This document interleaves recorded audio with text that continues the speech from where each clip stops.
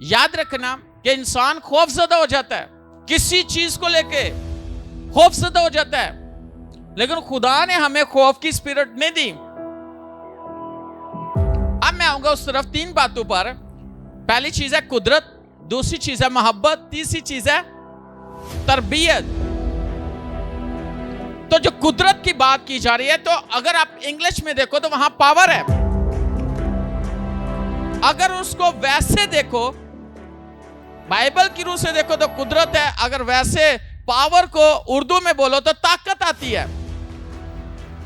इसका मतलब है खुदा हमें जो रूह देता है वो दिलेरी की रूह देता है, वो ताकत हमें देता है, ऐसी ताकत देता है जिसका कोई मुकाबला नहीं कर सकता। और अगर देखा जाए तो जब सैमसन पर खुदा का रूह, याद रखना खुदा ने उससे मां के बातन से ही नजीर मखसूस किया था, वो नजीर था मां के बातन से, और फरिश्ते ने आके उसकी मां को पहले से बता दिया था कि वो पेट से ही नजीर होगा।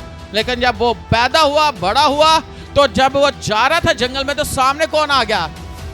शेर। पता तो चलना था ना कि खुदा की रूह इसमें काम कैसे करती है। और याद रखना कि जब आपके अंदर खुदा की रूह काम करती है तो आपके सामने वाला कौन है, उस वक्त पता चलता है कि आपके अंदर खुदा की कुदरत कितनी काम कर रही है, आप कितनी ताकत रखते हो। खुदा की कुदरत और खुदा की पावर आपके अंदर कैसे होकर काम कर रही है।